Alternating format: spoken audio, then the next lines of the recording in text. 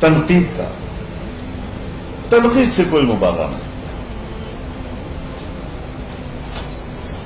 میں خود تنقید کا نشانہ بنتا ہوں، میں خود آپ حضرات کا وکٹم ہوں. لیکن آپ یقین جانیے، میں آج آپ کے سامنے اپنا ذہن کھول کر بتانا چاہتا ہوں کہ میں اپنے اوپر تنقید میں بھی اپنی کمزوری تلاش کرنے کی کوشش کرتا ہوں کہ شاید اس سے کوئی ایسی بات کی ہو جو واقعی میرے اندر ہے، اور پھر مجھے موقع ملے کہ میں اصلاح کروں.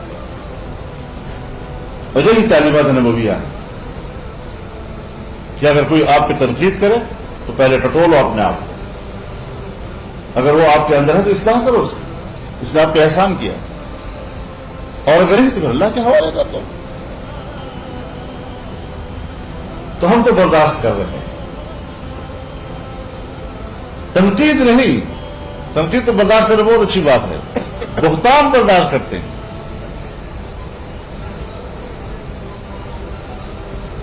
مجھے ایک صاحب نے کہا کہ ایک بڑے ذمہ دار آدمی سے میں نے پوچھا کہ آپ کے اور فضل الرحمان کی کیا لڑائی ہے؟ تو اس نے کہا نہیں، کوئی لڑائی نہیں ہے، کوئی 7-8 مہینے ہو گئے ہیں، ہم نے ان کے خلاف کوئی بیان میڈیا کو نہیں بھیجا.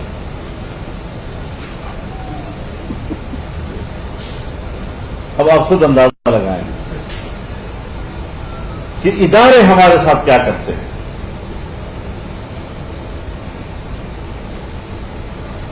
اب ہماری کوئی کمزوری ہو تو پھر ہمیں بلیک میل کیا جائے، وہ بھی نہیں. ہمارا کوئی کیس عدالت میں ہو تو ہمیں سزا دی جائے، وہ بھی نہیں. تو سوائے کردار کشی کے اور کیا رہ جاتا ہے؟